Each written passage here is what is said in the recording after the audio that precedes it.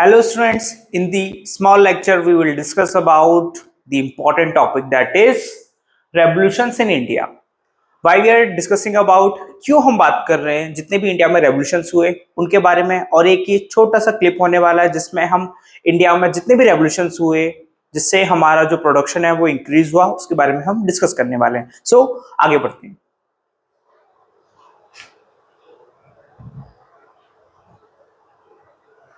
ठीक है, लो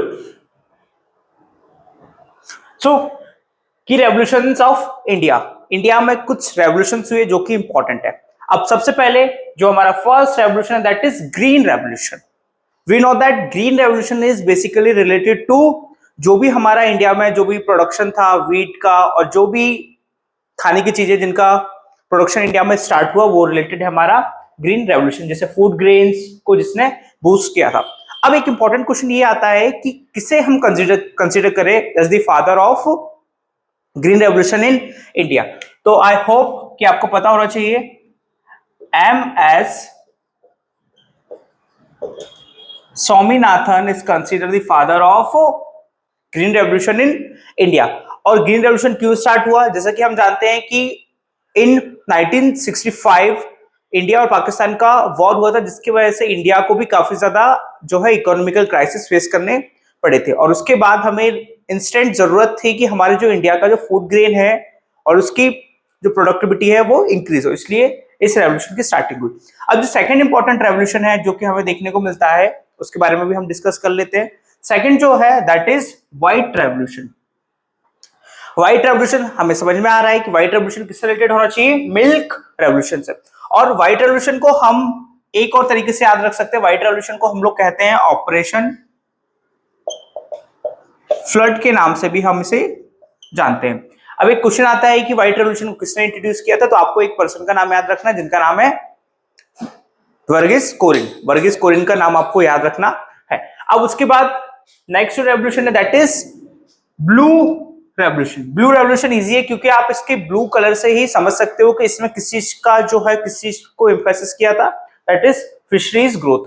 मतलब जो फिशेस होते हैं उसकी ग्रोथ मतलब कैसे, जो जिस फिश को हम खाते हैं बेसिकली इंडिया के जो कोस्टल एरियाज में ज्यादातर, उसके लिए ज्यादा इस पे एम्फेसिस किया गया था। कब किया गया था, 1985 में। ये जैसे हम इसके क्रॉनिकल को समझ भी सकते हैं। सबसे पहले कौन सा हुआ, ग्रीन रेवोल्यूशन।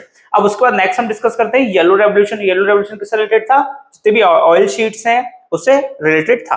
जैसे आज हम बेसिकली इंडिया में जिस चीज का यूज करते हैं वो हमारा कौन सा है, रिफाइंड ऑयल, और जो हम पाम ऑयल यूज करते हैं वो बेसिकली इन्हीं से रिलेटेड था। अब नेक्स्ट हम बात करते हैं उसके बाद silver revolution. Silver revolution basically किससे रिलेटेड था, जो एग और पोल्ट्री जो होती है, पोल्ट्री फार्मिंग होती है उससे रिलेटेड था। इसकी ग्रोथ हमें कब देखने को मिलती है, 70s के आसपास में देखने को मिलती है। और उसका नेक्स्ट जो है that is golden revolution.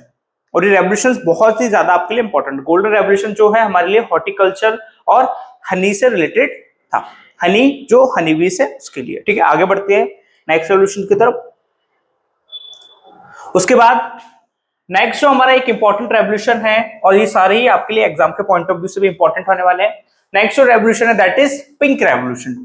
Pink revolution. अब पिंक रेवोल्यूशन किस किस चीज से रिलेटेड था, first is onion, prawn and जो भी फार्मा से रिलेटेड जो भी चीजें थी या फार्मास्यूटिकल से रिलेटेड जो भी चीजें थी उससे ये रिलेटेड था।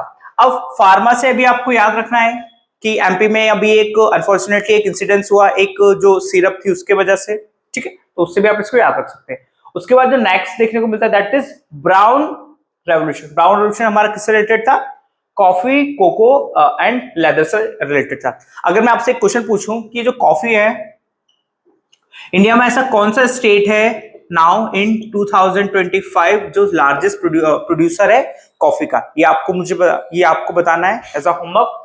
अब उसके बाद नेक्स्ट हम बात करें ब्लैक रेवोल्यूशन। ब्लैक रेवोल्यूशन किससे रिलेटेड था, दैट इज पेट्रोलियम एंड कोल।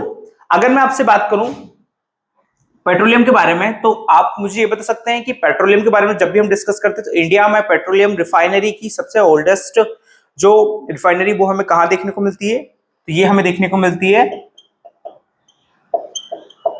दिग्बोई जो कि असम में है।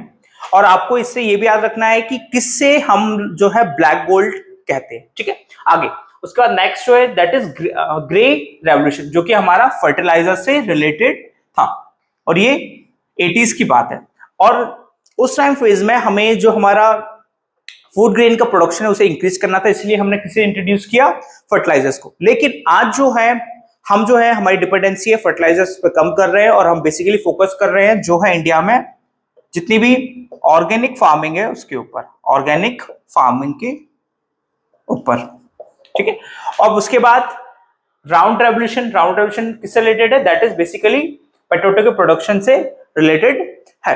अब उसके बाद next revolution that is silver fibre revolution. Silver fibre revolution किससे रिलेटेड था, दैट इज जो कि हमें कॉटन से देखने को मिलता है। अब यहां से एक क्वेश्चन, बेसिक क्वेश्चन है कि कॉटन का जो प्रोडक्शन है वो कौन से स्टेट्स में हमें ज्यादा देखने को मिलता है।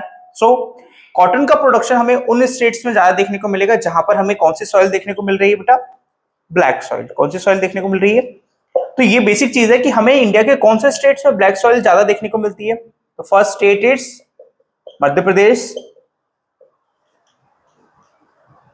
महाराष्ट्र एंड जो हमारा छत्तीसगढ़ वाला एरिया है वहां पर हमें ज्यादा देखने को मिलती है। तो इस शॉर्ट वीडियो में हमने देखा कि जो भी रेवोल्यूशन है जो भी हमारे लिए इंपॉर्टेंट है वो हमने डिस्कस किया। अब ये रेवोल्यूशन आपके डायरेक्टली आपके एग्जाम्स में देखने को मिलते हैं। So thank you.